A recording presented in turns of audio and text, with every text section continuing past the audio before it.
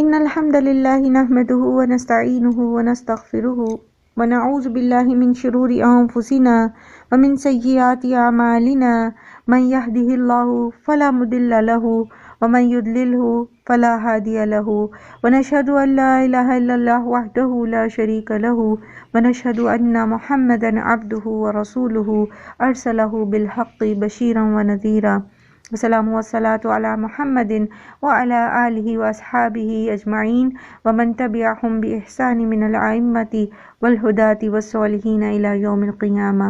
أما بعد فإن أصدق الحديث كتاب الله وخير الهدي هدي محمد صلى الله عليه وسلم وشر الأمور محدثاتها وكل محدثة بدعة وكل بدعة ضلالة وكل ضلالة في النار. رب اشرح لي صدري ويسر لي أمري واحلل عقدة من لساني يفقهوا قولي ربنا زدنا علما اللهم فقهنا في الدين آمین یا رب العالمین. آج ہم انشاءاللہ العزیز سورۃ الحشر سٹارٹ کرنے جا رہے ہیں. سورۃ حشر جو ہے یہ مدنی سورت ہے، اور اس کو شروع کرنے سے پہلے تھوڑا سا ہم اس کا بیک گراؤنڈ دیکھیں گے. سب سے پہلے تو اس کا زمانہ نزول دیکھتے ہیں. زمانہ نزول جو ہے یہ غزوہ بنو نذیر کے بارے میں نازل ہوئی ہے، اور اس میں جو ہے ساری تفصیل جو ہے زیادہ اس میں غزوہ بنو نذیر کے ساتھ ہے کے بارے میں ہے. ٹھیک ہے، جس طرح سورہ انفال جو ہے وہ غزوہ بدر کے بارے میں نازل ہوئی، سورہ آل عمران میں جو ہے وہ غزوہ احد کا ذکر آیا ہے، اسی طرح اور سورہ توبہ میں غزوہ تبوک کا ذکر آیا ہے. اس طرح یہاں پر اس سورہ میں سورہ حشر میں غزوہ بنو نذیر جو کہ یہودیوں کا ایک قبیلہ تھا اس کا ذکر آیا ہے. تھوڑا سا تاریخی پس منظر دیکھنا ضروری ہے تاکہ ہم اس کو بہتر طریقے سے سمجھ سکیں. بور نہیں ہونا آپ نے، بلکہ دلچسپی سے اس کو سنیے گا، کیونکہ یہ آپ کی بنیادی جو کانسیپٹس ہیں اور بہت سارے دیگر اعتراضات جو نان مسلمز کی طرف سے خاص طور پر بنو قریظہ کے بارے میں آتا ہے کہ ان کو قتل کیا گیا اور مردوں کو اور عورتوں کو غلام بنایا گیا، تو یہ بیک گراؤنڈ جو ہے یہ آپ کو کلیئر کرے گا کہ اس میں اس سارے جو ان کے ساتھ، ویسے ہم سورہ احزاب میں اس کو تفصیل سے پڑھ کے آئے ہیں، لیکن یہ کہ پھر بھی اگر کوئی اشتباہ ہوگا تو وہ انشاءاللہ دور ہو جائے گا. سب سے پہلے تو یہ کہ مدینہ اور حجاز میں یہودی آئے کہاں سے تھے. ہمیں یہ سمجھنا ہے کہ کیا واقعی وہ وہاں پر پہلے سے رہتے تھے یا وہ باہر سے آئے ہیں. یہودی جو ہیں وہ عربی اور نسل نہیں تھے، وہاں کے نہیں تھے، حجاز کے رہنے والے یا مدینہ کے رہنے والے نہیں تھے.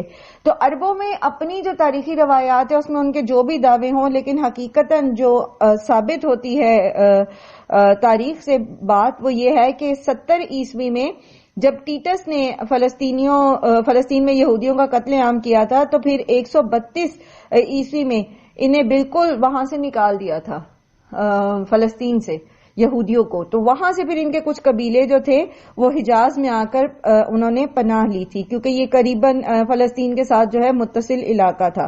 گویا یہ وہاں پر جو یہودی خود دعویٰ کرتے ہیں کہ یہ حضرت موسیٰ کے دور میں وہاں آ کر بسے تھے، یا پھر یہ کہ یہ 587 قبل مسیح میں جب بخت نصر نے حملہ کیا تھا بیت المقدس میں تب یہ یہاں پر آ کے بسے تھے.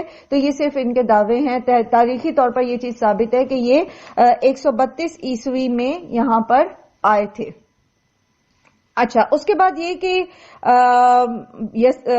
یثرب جو بندیدہ کا پہلا نام ہے اس میں آباد ہونے والے قبائل میں سے بنو نذیر اور بنو قریظہ جو تھے یہ زیادہ اثر و رسوخ والے تھے، کیونکہ ان کو جو ہے وہ ان کا تعلق کاہنوں کے طبقہ میں سے تھا اور یہودیوں میں یہ اعلیٰ نسب مانے جاتے تھے. جبکہ تیسرا قبیلہ جو ان کا بنو قینقاع تھا وہ اتنا اثر و رسوخ والا نہیں تھا. تو یہ بنو نذیر اور بنو قریظہ جو تھے انہوں نے وہاں پر مدینے کے باہر باقاعدہ اپنے قلعے بنا رکھے تھے، اور اس کے پیچھے بھی ایک ہسٹری ہے کہ یہ وہاں انہیں قلعے کیوں بنائے اور کس طرح سے یہ وہاں پر اپنی جو ہے مضبوط ایک اثر و رسوخ بنانے میں کامیاب ہوئے. بنو قینقاع جو ہے ان کی چونکہ انبن تھی ان دونوں بنو نذیر اور بنو قریظہ سے، تو انہوں نے جو ہے وہ شہر کے اندر ہی رہے، یہ وہاں سے نہیں نکلے، اور پھر شہر کے اندر رہنے کے لیے انہیں قبیلہ خزرج کی پناہ لینی پڑی. دوسری طرف قبیلہ اوس، اب یہ اوس اور خزرج کے نام تو آپ لوگ جانتے ہوں گے نا کہ یہ مدینہ کے دو بڑے قبائل تھے جنہوں نے پھر ان کے عمائدین جو تھے انہوں نے نبی صلی اللہ علیہ وسلم کے ساتھ بیعت کی تھی، بیعت عقبہ اور بیعت ثانیہ. تو پھر آپ صلی اللہ علیہ وسلم جو ہے وہ مدینہ میں آئے تھے، اور یہ آپس میں جنگ بواس میں جو ہے قریباً 100 سال ان کی جنگ بواس جو تھی وہ جاری رہی تھی. بہرحال تو اوس کے ساتھ جو ہے معاہدے تھے بنو نذیر اور بنو قریظہ کے، اور خزرج کے ساتھ معاہدہ تھا بنو قینقاع کا. اور سورہ بقرہ میں جو ہے ہم اس کی تفصیل جو ہے پڑھ کے آئے کہ کس طرح پھر یہ آپس میں ایک دوسرے کے ساتھ لڑائیاں بھی کرتے تھے اور ایک دوسرے کو قتل بھی کرتے تھے. بہرحال اس سے قطع نظر ہوا یہ کہ جب نبی صلی اللہ علیہ وآلہ وسلم مدینہ میں آئے تو باقاعدہ ان کے ساتھ جو ہے معاہدہ کیا گیا، کیونکہ یہ تیسرا فریق تھا. ایک مسلمان تھے جو ہجرت کر کے آئے مہاجر، ایک وہ مسلمان مطلب انصار اور مہاجر وہ مسلمان تھے، اور پھر مشرکین مدینہ تھے، ٹھیک ہے، اور تیسرا فریق جو ہے یہ یہود کا تھا، ٹھیک ہے. تو اب اس میں یہ ہے کہ ایک میثاق لکھا گیا جس کو میثاق مدینہ کے نام سے آپ لوگ بچپن سے پڑھتے آ رہے ہیں اپنی اسلامیات کی کتابوں میں. تو اس میں ایک فریق جو ہے بڑا فریق جو ہے وہ یہ یہود کا تھا، اور نبی صلی اللہ علیہ وآلہ وسلم کے ساتھ انہوں نے معاہدہ کیا، اور بہت واضح اس کی جو تھی شرائط تھیں وہ بہت واضح تھیں، جس میں خاص طور پر اس امر کی ضمانت دی گئی تھی کہ کوئی بھی کسی کے حقوق پر دست درازی نہیں کرے گا، یعنی نہ یہود مسلمانوں کے حقوق پر، نہ مسلمان یہود کے، نہ مشرکین کے، نہ مشرکین مسلمانوں کے. کوئی بھی فریق کسی فریق پر جو ہے وہ دست درازی نہیں کرے گا، اور بیرونی دشمنوں کے مقابلے میں یہ سب جو ہیں یہ متحدہ دفاع کریں گے. اور آپ سب جانتے ہیں کہ پھر احزاب کے موقع پر، غزوہ احزاب کے موقع پر انہوں نے کس طرح بنو قریظہ نے اس معاہدے کو توڑا اور خود جو ہے وہ حملہ کرنے کی کوشش کی مسلمانوں کے اوپر. مسلمانوں کے اوپر بھی کس پر؟ خواتین اور بچوں کے اوپر. اور پھر یہ کہ اگر میں اس معاہدے کا جو ٹیکسٹ ہے وہ اگر آپ کے سامنے پڑھوں تو اس معاہدے میں چند اہم فکرے ہیں جس سے صاف یہ معلوم ہوتا ہے کہ یہود اور مسلمانوں نے ایک دوسرے کے ساتھ تعلقات کن امور کی پابندی کے ساتھ قبول کیا تھا وہاں پر رہنا. سب سے پہلے یہ کہ یہودی اپنا خرچ اٹھائیں گے اور مسلمان اپنا خرچ، یعنی بنیادی طور پر کوئی کسی کو ٹیکس پے نہیں کرے گا. اور یہ کہ اس معاہدے کے شرکا جو ہے حملہ آوروں کا مقابلہ ایک دوسرے کی مدد کریں گے، حملہ آور اگر کوئی ہوگا بیرونی تو ایک دوسرے کی مدد کریں گے. اور یہ کہ وہ خلوص کے ساتھ ایک دوسرے کی خیر خواہی کریں گے. آپ ذرا ذہن میں رکھیے گا اس معاہدے کی شکوں کو، پھر آپ پہ واضح ہو جائے گا کہ کیوں بنو نذیر کے اوپر حملہ کیا گیا تھا یا کیوں بنو قریظہ کے ساتھ یہ معاملہ کیا گیا تھا جس کے اوپر اب مشرکین یا نان مسلم جو ہیں وہ اعتراض کرتے ہیں. اور یہ کہ ان کے درمیان نیکی اور حق رسانی کا تعلق ہوگا، نہ کہ گناہ اور زیادتی کا، یعنی ایک دوسرے کے حقوق کی حفاظت کریں گے. اور یہ کہ اپنے حلیف کے ساتھ زیادتی نہیں کریں گے، اور یہ کہ مظلوم کی حمایت کی جائے گی. حلیف کے ساتھ زیادتی نہیں کریں گے. حلیف کون ہوتا ہے؟ جو معاہد ہوتا ہے، جس کے ساتھ صلح کا معاہدہ ہوا ہوتا ہے. تو مسلمان یہود کے حلیف تھے تو اپنے حلیفوں پر زیادتی نہیں کرنی، لیکن انہوں نے کیا کیا؟ برملا اپنے ہی ساتھی یعنی معاہد کے ساتھی پر ہی اٹیک کرنے کی کوشش کی تھی. اور یہ کہ جب تک جنگ رہے یہودی مسلمانوں کے ساتھ مل کر اس کے مصارف اٹھائیں گے. اور پیچھے بھی آپ نے پڑھا نا کہ جب پھر ان سے کہا گیا تھا مختلف غزوات کے موقع پر یہود سے کہ یہ انفاق کریں، خرچ کریں، تو پھر انہوں نے کیا کہا کہ نعوذ باللہ اللہ فقیر ہے اور اللہ کو ہمارے مال کی ضرورت پڑ گئی ہے. یاد ہے آپ کو وہ آیات آپ نے پیچھے پڑھی تھی.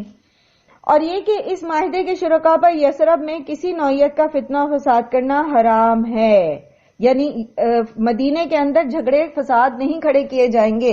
اور آپ سب جانتے ہیں، آپ نے پڑھا ہوگا اگر آپ نے تجلیات نبوت پڑھ لی ہے، جیسے میں نے شروع میں آپ سے کہا تھا کہ وہ ایک چھوٹی سی کتاب ہے، اس کو ضرور پڑھ لیں. تو آپ نے اس میں پڑھا ہوگا کہ کس طرح جو یہودی تھے وہ مسلمانوں کے دونوں مطلب انصار کے دونوں قبائل کو آپس میں لڑانے کی کوشش کرتے رہتے تھے. اوس اور خزرج کو جنگ بواس کے واقعات یاد کرا کرا کے جو ہے وہ فتنہ فساد کرانے کی کوشش کرتے تھے. پھر اسی طرح یہ جو یہود تھے انہی کے آپ جانتے ہیں کہ انہی کا جو سردار تھا احی بن احتب جو تھا، اس نے جو ہے وہ جا کے تمام مشرک قبائل میں ان کو اکٹھا کیا اور وہ پھر مدینے کے اوپر غزوہ احزاب کی جو چڑھائی تھی اس کے اندر بہت میجر رول پلے کیا. پھر اسی طرح اس نے جو ہے وہ بنو قریظہ کا سردار تھا، اس کو جو ہے یہ بنو نذیر کا تھا نا، احی بن اخطب جو تھا یہ بیسیکلی بنو نذیر کا سردار تھا نا، تو اس نے پھر بنو قریظہ کے سردار کو اکسایا تھا کہ وہ وہاں پر جو ہے وہ حملہ کریں اس کے اوپر. مسلمانوں کی آبادی کے اوپر حملہ کر دیں، جبکہ غزوہ احزاب جو ہے وہ جاری تھی. بہرحال یہ بھی اب آپ دیکھیں کہ ایک ایک شک جو ہے اس کی خلاف ورزی یہود جو ہے وہ کرتے آ رہے تھے. اور یہ کہ اس معاہدے کے شرکاء کے درمیان اگر کوئی ایسا قضیہ یا اختلاف رونما ہو جس سے فساد کا خطرہ ہو تو اس کا فیصلہ اللہ کے قانون کے مطابق محمد رسول اللہ صلی اللہ علیہ وآلہ وسلم کریں گے. گویا ایک طرح سے حاکم جو ہے مدینہ کی ریاست کا وہ محمد صلی اللہ علیہ وآلہ وسلم کو تسلیم کر لیا گیا تھا. مدینہ کے مسلمانوں کے سربراہ، اب یہ دو فریقین ہیں نا، ایک یہود ہے اور یہود کے اپنے قلعے ہیں اور ان کے پاس اپنی کتاب ہے اور ان کا اپنا جو ہے وہ سارا ایک سسٹم ہے، سسٹم آف سمجھ لیں اسٹیٹ چل رہا ہے ان کا ایک طرح سے. اسی طرح مسلمانوں کی اسٹیٹ کا سربراہ جو ہے محمد صلی اللہ علیہ وسلم کا مان لیا گیا. اور اس وقت یہ ایک شک یہ ہے کہ اگر آپس میں کوئی قضیہ ہوتا ہے تو یہود نہیں اس کا فیصلہ کریں گے بلکہ محمد صلی اللہ علیہ وآلہ وسلم کریں گے. اور یہ کہ قریش اور اس کے حامیوں کو پناہ نہیں دی جائے گی، یعنی جو مشرک تھے قریش میں سے ان میں سے. اور یہ کہ یثرب پر جو بھی حملہ آور ہو اس کے مقابلے میں شرکائے معاہدہ ایک دوسرے کی مدد کریں گے. ہر فریق اپنی جانب کے علاقے کی مدافعت کا ذمہ دار ہوگا، یعنی ہر طرف سے مدینے کا ڈیفنس کیا جائے گا، جس میں پھر آپ ایک دفعہ یاد کر لیں کہ بنو قریظہ نے کس طرح وہاں پر بجائے مدینے کا ڈیفنس کرنے کے خود اس میں جو ہے وہ جنگ میں حصہ ڈالنے کی کوشش کی، خود حملہ کیا. تو یہ بات بالکل واضح تھی اس معاہدے سے، اور اس کی ساری شرائط جو ہیں وہ یہودیوں نے خود قبول کی تھیں. لیکن بہت جلد جب انہیں نبی صلی اللہ علیہ وآلہ وسلم اور اسلام اور مسلمانوں کے خلاف جو ہے انہوں نے سازشیں کرنی شروع کر دی، اور ان کا یہ غصہ اور ان کی جو دشمنی تھی وہ وقت کے ساتھ ساتھ سخت ہوتی چلی گئی. اچھا، اب یہ کیوں دشمنی سخت ہو گئی تھی، کیوں ان کے ساتھ یہ ہوا؟ اصل میں ایک بات یاد رکھیے، آگے بھی پڑھیں گے انشاءاللہ اگر وقت ہوگا، کہ یہود جو ہیں بیسیکلی ان کا مائنڈ سیٹ کیا ہے. شروع سے جب آپ نے سورہ بقرہ میں پڑھا یہود کے بارے میں تو آپ نے پڑھا کہ یہ اپنے آپ کو کیا کہتے تھے؟ یہ کہتے تھے نحن ابناء اللہ واحبہ، ہم اللہ کے چہیتے ہیں. ٹھیک ہے، اور انہوں نے رسولوں کو قتل کیا، جانتے بوجھتے سمجھتے ہوئے رسولوں کو قتل کیا انہوں نے. اور یہ مانتے تھے، جیسے حضرت عیسیٰ کے بارے میں انہوں نے کہا کہ ہم نے عیسیٰ رسول اللہ کو قتل کر دیا ہے. ٹھیک ہے، تو یہ جانتے تھے کہ یہ اللہ کے رسول ہیں، جانتے بوجھتے انہوں نے قتل کیا. تو یہ ایک ایسے مائنڈ سیٹ میں تھے سائیکولوجیکلی کہ یہ اپنے آپ کو سپیریئر سمجھتے تھے. اب یہاں پر انہوں نے یہ دیکھا، کہنے کو انہوں نے نبی صلی اللہ علیہ وآلہ وسلم کو جو ہے وہ رئیس سلطنت مان لیا تھا مدینہ کا، لیکن یہ ایک پپٹ لائک چاہتے تھے کہ حکمران ہو، جیسے ایک ایسا حکمران جس کو اپنے اشاروں پر یہ چلا سکے. لیکن محمد صلی اللہ علیہ وآلہ وسلم ایک حاکم ہی نہیں تھے بلکہ وہ وقت کے رسول تھے، نبی تھے، اور پھر ایک شریعت لے کر آئے تھے. اور آپ صلی اللہ علیہ وآلہ وسلم کا جو کام تھا وہ صرف سیاسی معاہدہ نہیں تھا، بیسیکلی آپ صلی اللہ علیہ وآلہ وسلم نے دنیا اور آخرت کے جو مفاد تھے اس کو دیکھ کر چلنا تھا. تو انہیں چونکہ اپنے اشاروں پر جو آپ صلی اللہ علیہ وآلہ وسلم سے فیصلے نہیں کرا سکے یہ، تو اس لیے ان کے اندر ان کے لیے مخالفت جو ہے وہ پیدا ہوئی. دوسرا یہ کہ ان کا جو کاروبار تھا شروع سے یہود ہمیشہ ڈیوائڈ اینڈ رول پر یقین رکھتے ہیں. تقسیم کرو، لڑائی ڈلواؤ، پھوٹ ڈلواؤ اور حکومت کرو. اور یہی سلوگن تھا برٹش کا بھی جب انہوں نے برٹش کالونیز بنائی ہے کہ ڈیوائڈ اینڈ رول، بیچ میں آؤ، لوگوں کے آپس میں جھگڑے فساد کراؤ، آپس میں ان کو ایک دوسرے کا دشمن بنا دو اور پھر ان کے اوپر حاکم بن جاؤ. اس سے قطع نظر کہ کیا برے صغیر میں ہوا تھا آپ سب جانتے ہیں، نہیں جانتے تو ضرور اپنی ہسٹری کو پڑھیں تاکہ ہمیں عبرت حاصل ہو. تو دوسرا ان کا جو مسئلہ تھا وہ یہ تھا کہ اوس اور خزرج جو تھے ان کو انہوں نے آ کے ان میں لڑائیاں کروائیں، جنگ باز کریٹ کرائی، اور اس کے بعد یہ اپنا ویپن بیچتے تھے. ان کو اسلحہ سازی اس وقت جو صنعت تھی وہ یہود کے پاس تھی. اب ذرا توجہ سے سنیے گا، آج کے سینیریو آپ کو سمجھ آئے گا. آج اس وقت جو ایک دوسرے کا گلا ہم کاٹ رہے ہیں نا، یا کوئی عیسائی آپس میں ایک دوسرے کے گلے کاٹ رہے ہیں یا عیسائی مسلمانوں کے گلے کاٹ رہے ہیں، یہود تو بیچ میں مکس ہوئے ہیں نا. وہ ان کی اپنی اسٹیٹ جو ہے وہ تو اتنی امپاورڈ نہیں ہے کہ وہ اسرائیل جو ہے وہ خود حملہ کرے، لیکن وہ آگے جو کٹ پتلیاں اس نے چلا رکھی ہیں. سیم سینیریو اپنے ذہن میں رکھیے گا. تو یہ کیا کرتے تھے، انہوں نے اسلحہ بیچنا ہوتا تھا اوس اور خزرج کو، اور 100 سال سے یہ جنگ لڑتے لڑتے نا اوس اور خزرج کے اندر ختم ہو چکا تھا سب کچھ، ان کے پاس کوئی مال نہیں تھا. اب اسلحہ خریدنے کے لیے وہ سود پر قرض بھی یہود سے لیتے تھے، اور یہی اب بھی ہو رہا ہے. ایون امریکہ بھی جو ہے یہ امریکہ اور دیگر جو یورپین الائنسز ہیں یہ قرض لینے پر مجبور ہیں اپنی ان جنگوں کو جاری رکھنے کے لیے جو یونائٹڈ نیشن کے تحت وہ شروع کر کے بیٹھے ہوئے ہیں. ان کے اپنے پاس اتنے بجٹ نہیں ہوتے، لیکن وہ پھر قرض لیتے ہیں، اسرائیل سے لیتے ہیں. پھر ویپن، سب سے بڑی اس وقت جو ویپن انڈسٹری ہے وہ اسرائیل میں، یہود تو اپنے اس کے اوپر قائم ہے ابھی بھی. لیکن آپ دیکھیں گے ابھی آگے ہم انشاءاللہ جب سورت پڑھیں گے تو ہم دیکھیں گے کہ اللہ تعالیٰ نے یہود کو اس دور میں اور اس کے بعد ایک طویل عرصے تک سنب کر کے رکھا تھا جب تک کہ مسلمان جو ہیں وہ اپنے دین پر قائم تھے. لیکن جب مسلمانوں نے سیم وہی غلطیاں کرنی شروع کر دیں، سیم اسی طریقے پہ چلنا شروع کر دیے جس پہ بنی اسرائیل چل رہے تھے، تو پھر اللہ تعالیٰ نے انہی یہود کو ان کے سروں پہ مسلط کر دیا.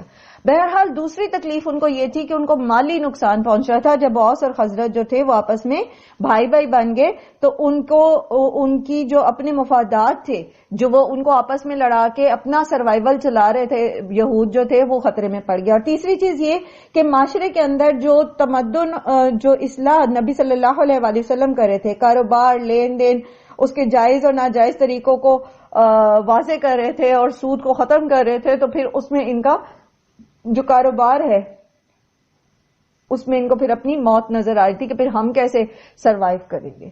تو یہ کچھ وجوہات تھی. اس کی وجہ سے انہوں نے پھر کیا کیا کہ یہ معاہدہ کرنے کے بعد جو ہے ویری سون انہوں نے اس کو جو ہے جیسے بھی میں نے عرض کیا آپ کے سامنے کہ کس طرح یہ ایک ایک شک جو ہے وہ توڑتے چلے جا رہے تھے. تو انہوں نے جو ہے محمد صلی اللہ علیہ وسلم کی مخالفت اور مسلمانوں کی مخالفت پر کمر جو ہے وہ باندھ لی. اب ہوا یہ کہ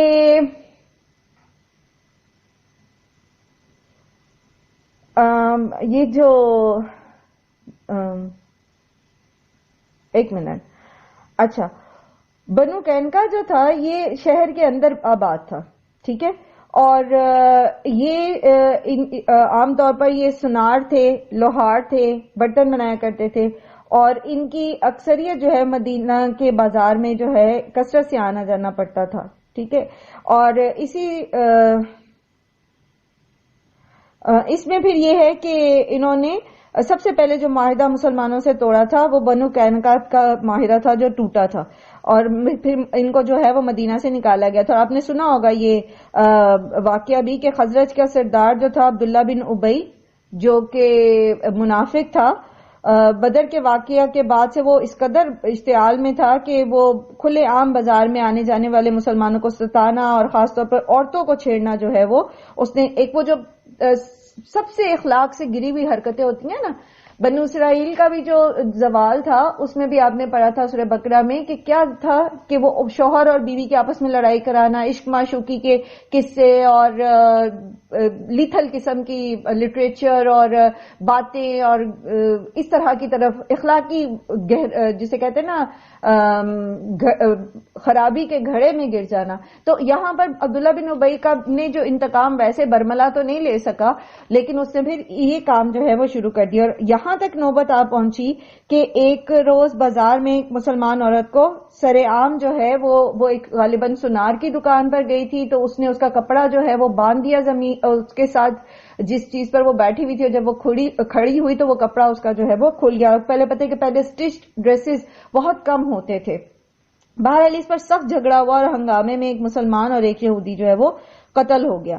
تو جب حالات اس حد تک پہنچ گئے تو رسول صلی اللہ علیہ وسلم ان کے محلے میں تشریف لے گئے اور ان کو جمع کر کے آپ نے ان کو راہ راست پر آنے کی تلقین کی، مگر انہوں نے جواب دیا کہ اے محمد، تم نے شاید ہمیں بھی قریش سمجھ رکھا ہے، وہ لڑنا نہیں جانتے تھے اس لیے تم نے انہیں مار لیا، یعنی بدر میں ان کو شکست دے دی. ہم سے سابقہ پیش آئے گا تو تمہیں معلوم ہو جائے گا کہ مرد کیسے ہوتے. اب یہ بنو قینقاع کا بیان ہے، ٹھیک ہے، وہ بنو قینقاع جو نبی صلی اللہ علیہ وآلہ وسلم کو سربراہ سلطنت مان چکا ہے. تو گویا پھر انہوں نے کیا کیا تھا، یہ صاف صاف اعلان جنگ تھا. آخر کار نبی صلی اللہ علیہ وسلم نے شوال سن 2 ہجری کے آخر میں ان کے محلے کا محاصرہ کر لیا، اور 15 ہی روز میں یہ محاصرہ جو تھا تو انہوں نے پھر 15 دن کے اندر اندر ہتھیار ڈال دیے، اور ان کے تمام قابل جنگ آدمی جو ہیں ان کو باندھ دیا گیا. اب جو ہے وہ عبداللہ بن ابی ان کی حمایت کے لیے اٹھ کھڑا ہوا. اب یہ بظاہر تو مسلمان تھا، ٹھیک ہے، لیکن تھا یہ منافق. تو اس نے سخت اصرار کیا کہ انہیں معاف کر دیا جائے. اس لیے نبی صلی اللہ علیہ وسلم نے اس کی درخواست کو قبول کر کے یہ فیصلہ دیا کہ بنو قینقاع اپنا سب مال، اسلحہ، آلات صنعت چھوڑ کر مدینہ سے نکل جائیں. ٹھیک ہے، تو یہ پہلی عہد شکنی تھی جو یہود کی طرف سے ہوئی تھی.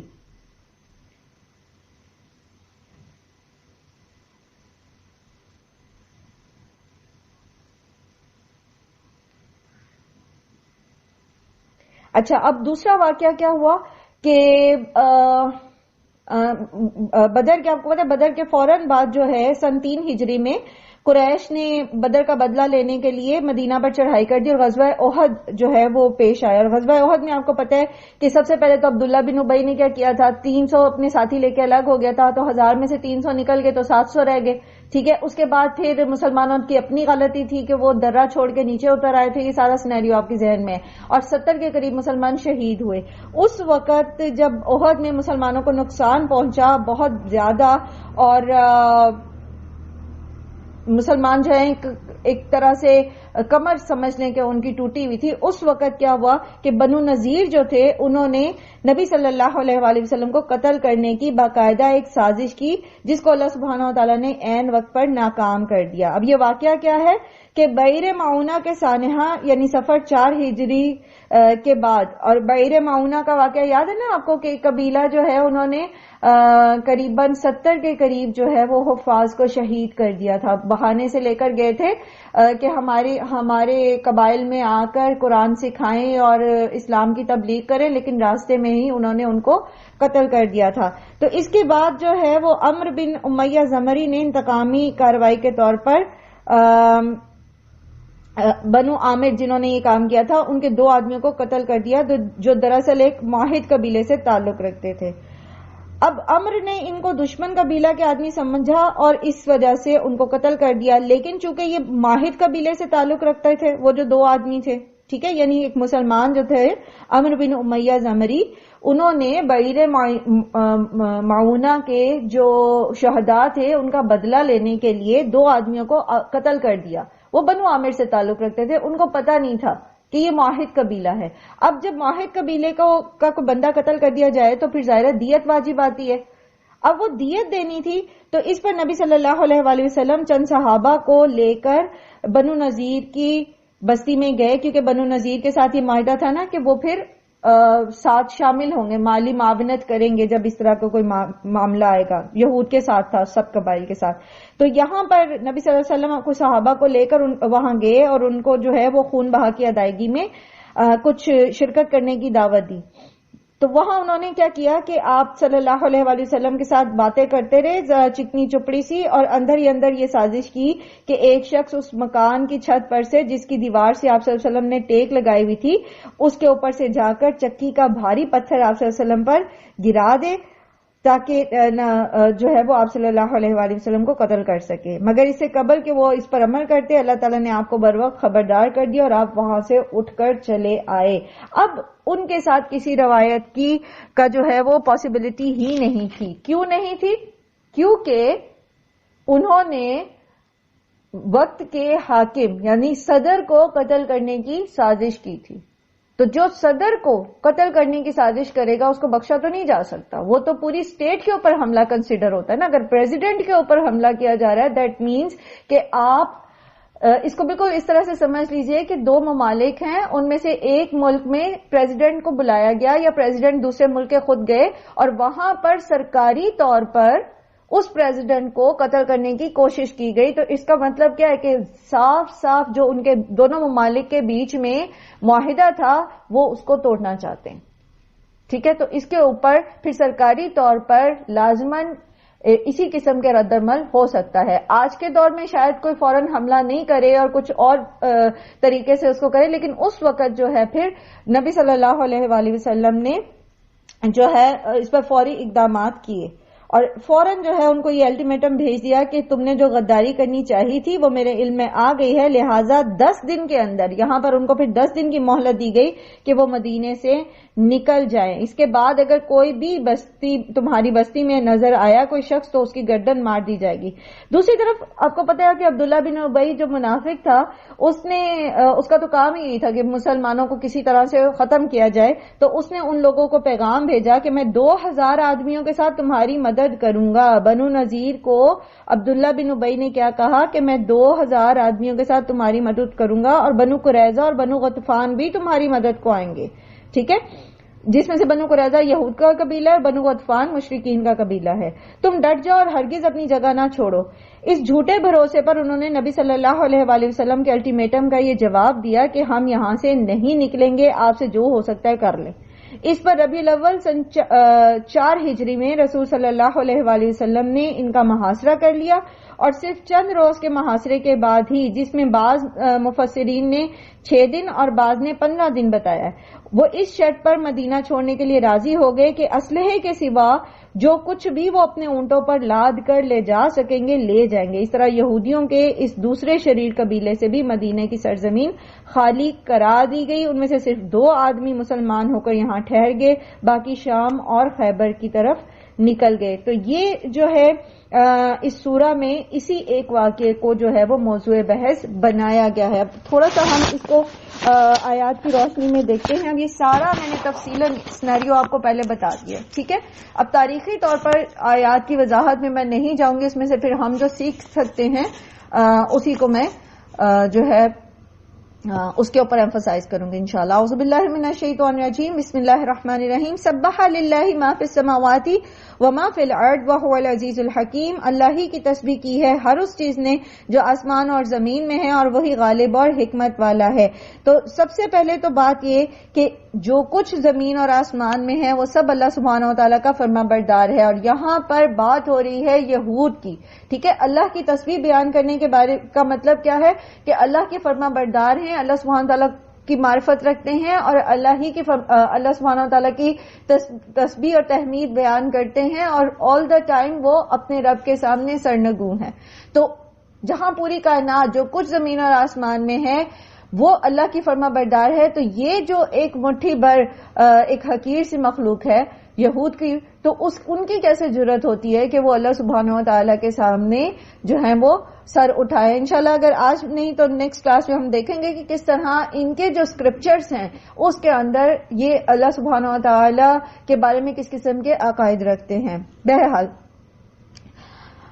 وہی ہے هو الذی اخرج الذین کفروا، هو الذی وہی ہے جس نے اخرجا نکالا الذین کفروا ان لوگوں کو جنہوں نے کفر کیا، من اہل الکتاب من دیارہم لاول الحشر، اہل کتاب میں سے ان کے گھروں سے پہلے حشر کے وقت. اب یہ پہلا حشر کیا ہے تو ایک گروہ کے نزدیک اس سے مراد بنو نذیر کا مدینہ سے اخراج ہے، اور دوسرا حشر جو ہے وہ حضرت عمر کے دور میں حضرت عمر نے یہود و نصارہ کو مکمل طور پر جزیرۃ العرب سے ہی نکال دیا. یہاں تو انہیں مدینہ سے نکالا گیا تھا نا، مدینہ کے باہر ان کی جو بستیاں تھیں وہاں سے ان کو پرے کیا گیا تھا، لیکن پھر حضرت عمر نے جزیرۃ العرب سے ہی یہود و نصارہ کو نکال دیا. تو وہ دوسرا حشر ہے اور یہ پہلا حشر ہے، اسی لیے اس کو پہلا حشر کہا گیا. اور حشر کا مطلب ہوتا ہے اکٹھا کرنا. حشر کا مطلب کیا ہوتا ہے؟ اسکیٹرڈ چیزوں کو اکٹھا کرنا. تو جہاں جہاں یہ موجود تھے وہاں سے ان کو اکٹھا کر کے پھر باہر نکال دیا گیا. ما ظننتم ان یخرجوا وظنوا انہم، ما ظننتم نہیں تھا گمان تمہارا ان یخرجوا کہ وہ نکلیں گے، یعنی نہ تو مسلمانوں کو یہ گمان تھا، کیونکہ بنو نذیر جو تھے نا وہ بنو قینقاع کی طرح نہیں تھے. بنو قینقاع ایک چھوٹا قبیلہ تھا یہود کا اور وہ اتنا اسٹیبلش نہیں تھا، لیکن بنو نذیر جو تھے وہ ایک اسٹیبلش اور طاقت اپنے زوم میں اپنی طاقت میں وہ کیا آپ اس کو کہیں گے کہ طاقتور تھے ایک طرح سے. تو مسلمانوں کو یہ گمان نہیں تھا کہ بنو نذیر جو ہیں وہ اس طرح نکل جائیں گے. وظنوا اور انہوں نے بھی یہ گمان کیا تھا انہم کہ بے شک وہ مانعتہم کہ ان کی جو گھڑیاں ہیں ان کے جو قلعے ہیں حصونہم من اللہ کہ انہیں بچا لیں گے ان کے من اللہ اللہ سے. سب سے پہلے تو ایک بہت ہی لطیف سا نقطہ ہے اس کے اندر، وہ سمجھ لیجئے، ٹھیک ہے؟ وہ یہ کہ اللہ تعالیٰ فرما رہے ہیں یہاں پر کہ ان کا یہ خیال تھا کہ ان کی جو کلے ہیں وہ انہیں اللہ سے بچا لیں گے. یہ نہیں کہا کہ مسلمانوں سے بچا لیں گے. یہاں اللہ سبحانہ وتعالیٰ نے اپنی طرف روئے سخن جو ہے وہ کیا ہے. یاد رکھیے کہ سورہ بقرہ میں بھی آپ نے اس کو پڑھا، اور ریپیٹڈلی جہاں یہود کی نفسیات کا ذکر ہوتا ہے تو یہودی قوم کی نفسیات جو تھی وہ صدیوں سے یہ تھی کہ ان کو پتا تھا کہ وہ کیا کر رہے ہیں. پیچھے بھی آپ نے پڑھا تھا نا کہ تورات میں یہ تبدیلیاں کرتے تھے، انہیں پتا تھا کہ یہ تورات میں تبدیلیاں کرے. ایسے ہی ہے نا، انہیں پتا تھا، جان بوجھ کے یہ اپنے پاس سے اس میں ایڈ کرتے تھے اور کہتے تھے کہ یہ اللہ نے کہا ہے، رائٹ؟ اور پھر جان بوجھ کے اس کے اندر تحریف کرنا، لوگوں کو اس سے دور کرنا، اور جان بوجھ کر لوگوں کو غلط فتوے دے دے کے پیسے کمانا، اور سب کچھ انہیں پتا تھا. اچھا اس سے پیچھے چلے جائیں اور اس میں جیسے انہوں نے کہا تھا نا اِنَّا قَتَلْنَا الْمَسِيحَ عِيسَى ابْنَ مَرْيَمَ رَسُولَ اللَّهِ، انہیں پتا ہوتا تھا کہ یہ اللہ کے رسول کو قتل کریں. یہ جانتے تھے کہ یہ اللہ کا رسول ہے. یحییٰ جو ہیں وہ اللہ کے رسول ہیں. ایسا نہیں ہے کہ انہوں نے کسی غلط فہمی میں رسولوں کو قتل کیا، انہیں پتا نہیں تھا کہ وہ اللہ کے رسول. جانتے بوجھتے، اگر عوام الناس کو نہیں بھی پتا تھا تو ان کے احبار اور ان کے رہبان اور ان کے علماء جو تھے ان کو پتا ہوتا تھا.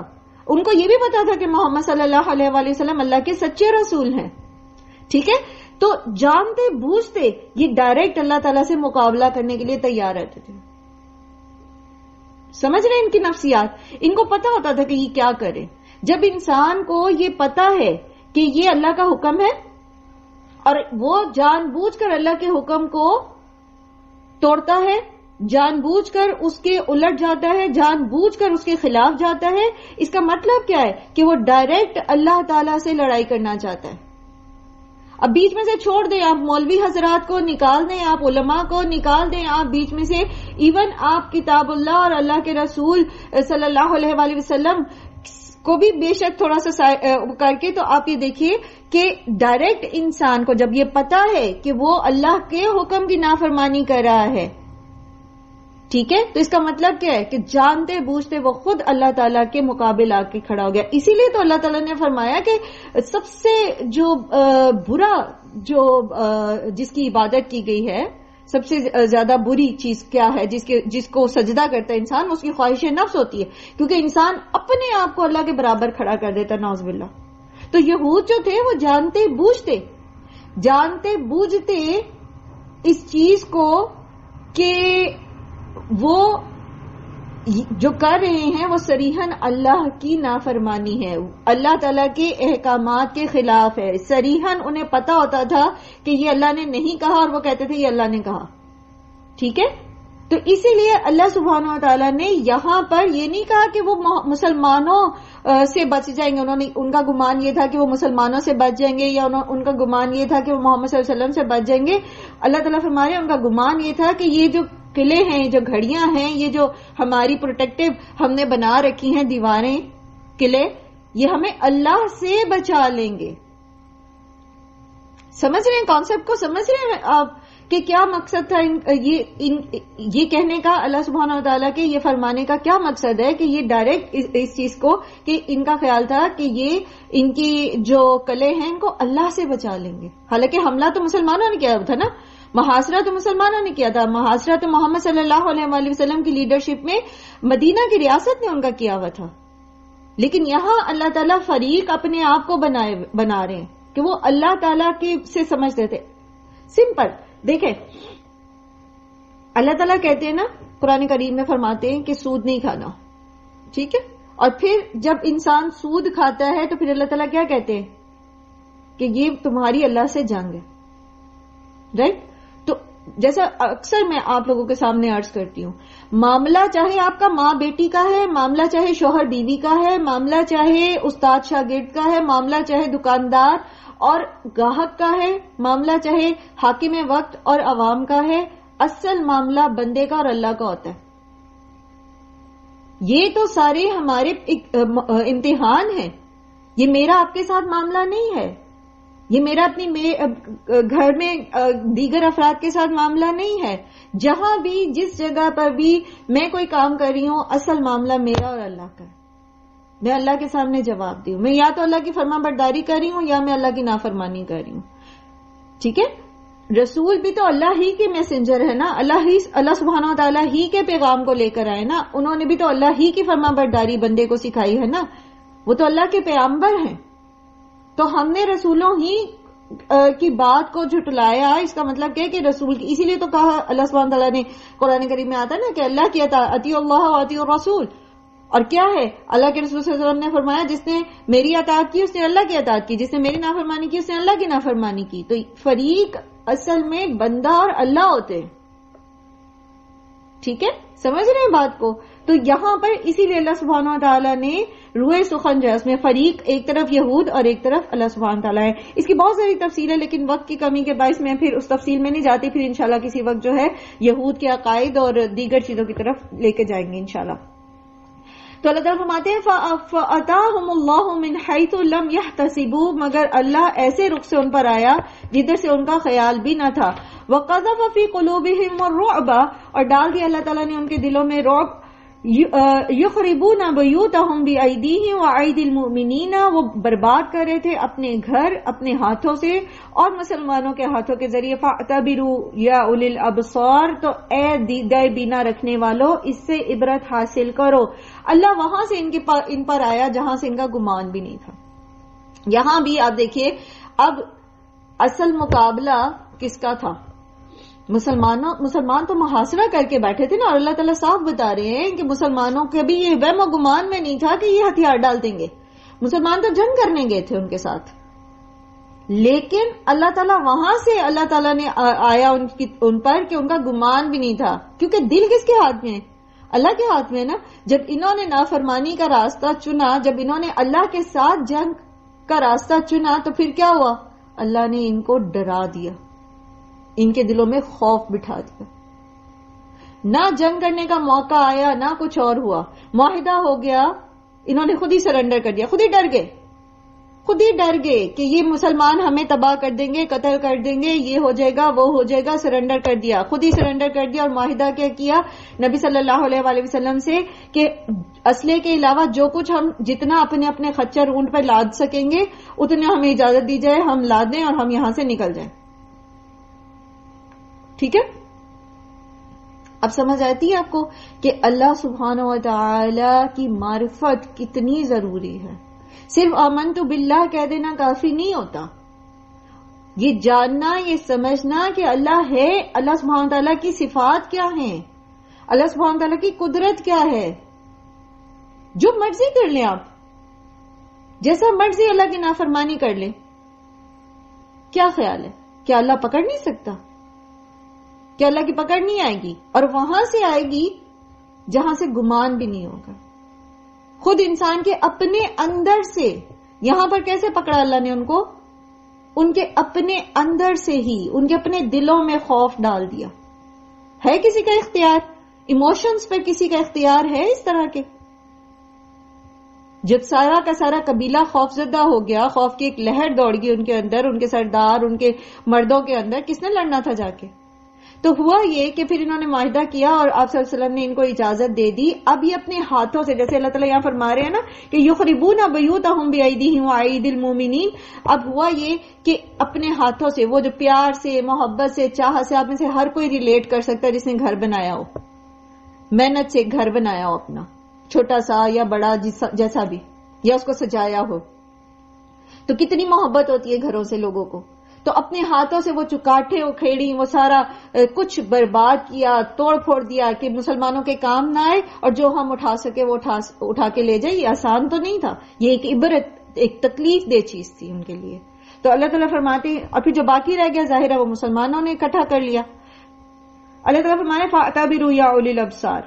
تو اس واقعے میں ویسے تو عبرت کے کئی پہلو ہیں, لیکن اگر ہم تھوڑا سا دیکھیں تو وہ یہ ہے کہ یہ جو یہود تھے, ٹھیک ہے, یہ کیا تھے؟ سابق انبیاء پر ایمان رکھنے والے, اللہ پر ایمان رکھنے والے مسلمان تھے اپنے دور کے.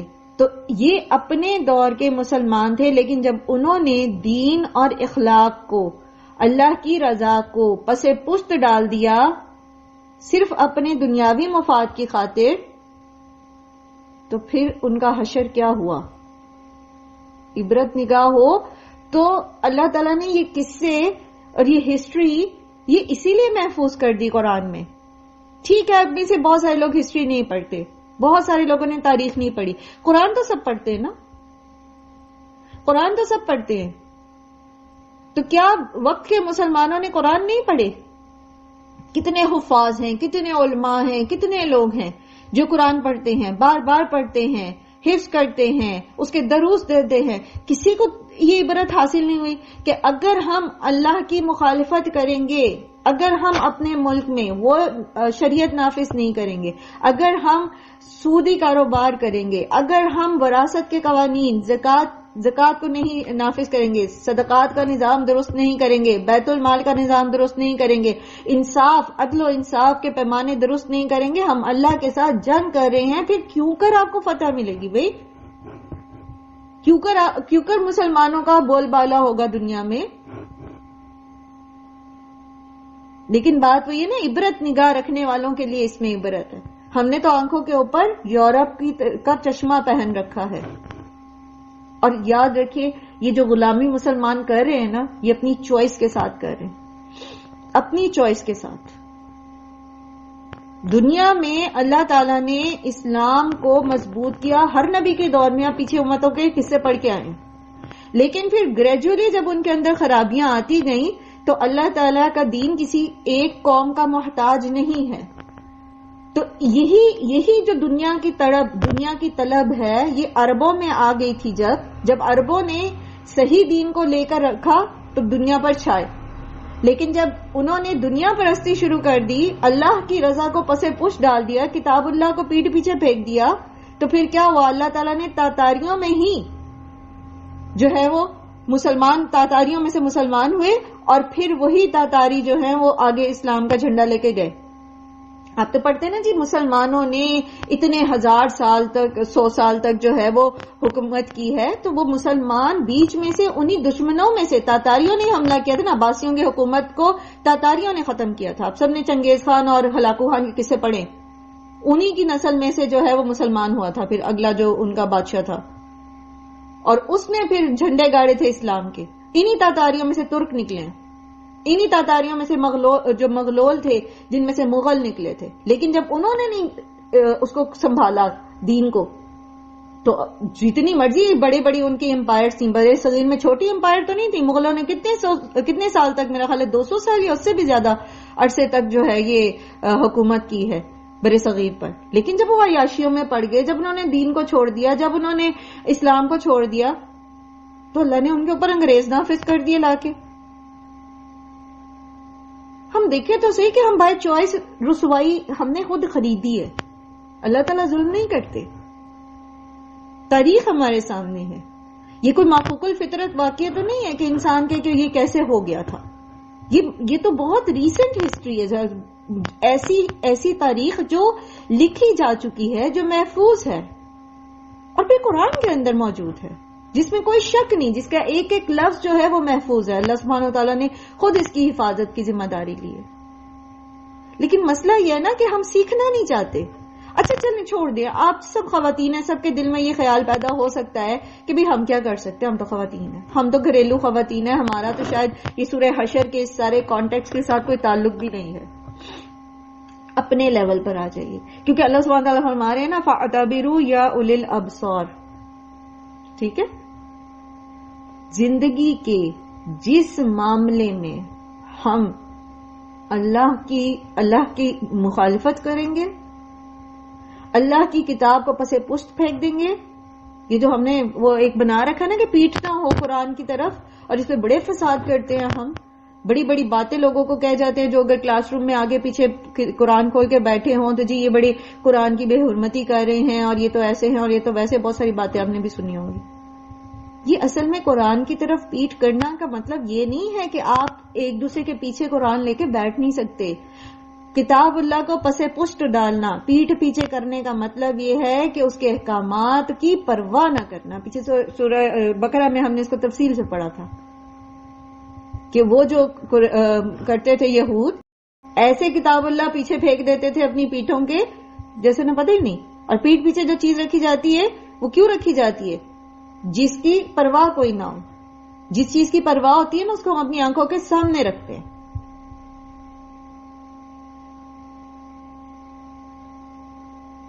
ٹھیک ہے، تو اس چیز کو اس میں بہت بڑی عبرت ہے. تو اگر ہم اللہ کے احکامات کی پرواہ نہیں کرتے اپنی جو ہے وہ معمول کی زندگیوں میں بھی، تو پھر کیا ہے؟ یاد رکھیے کہ معاملہ میرا اور اللہ کا ہے، معاملہ آپ کا اور اللہ کا ہے. وہ آپ کا، آپ کے بچوں کا، یا آپ کے شوہر کا، یا آپ کے سسرال کا، یا آپ کے میکے کا، یہ جو جہاں بھی آپ ڈیل کر رہے ہیں، جس لیول پر بھی اللہ تعالیٰ کی نافرمانی کرتے ہیں، اس کا مطلب یہ ہے کہ ہم اللہ سے مقابلہ کر رہے ہیں. نعوذ باللہ، کر نہیں سکتے. یہود کا مائنڈ سیٹ یہی تھا، وہ جانتے بوجھتے اللہ کی نافرمانیاں کرتے تھے.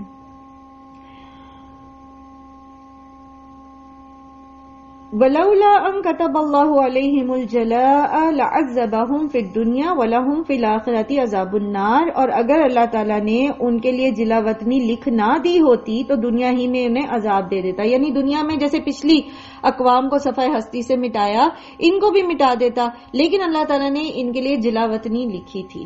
اچھا، بات اس کے اوپر بہت طویل ہو سکتی ہے، لیکن پھر انشاءاللہ اس کو دیکھیں گے دوبارہ جب ہم اللہ تعالیٰ توفیق دیں. تو یہاں پر آپ کے ذہن میں یہ بات آ سکتی ہے، جیسے بھی میں نے کہا کہ ہم جب معاملہ کرتے ہیں تو اللہ کی نافرمانی کرتے تو پھر ذہن میں یہ بات بھی آتی ہے. جیسے ان کے پیچھے صورت میں آپ نے پڑھا نا کہ جب یہ آ کے نبی صلی اللہ علیہ وسلم کو السلام علیکم کہتے تھے تو پھر دل میں کہتے تھے کہ ہمیں اللہ کی طرف سے پکڑ کیوں نہیں آ رہی ہے نا. تو بندے کے دماغ میں یہ خیال آ سکتا ہے کہ یہ نافرمانی کرنے کے بعد مجھے تو کوئی فرق نہیں پڑا. تو بات دراصل یہ ہے کہ دنیا جو ہے وہ جزا کی جگہ نہیں ہے. بعض معاملات میں اللہ تعالیٰ دنیا میں ہی سزا دیتے ہیں، خاص طور پہ والدین کی نافرمانی، ٹھیک ہے، اس کی سزا دنیا میں ہی بھگتنی پڑتی ہے انسان کو.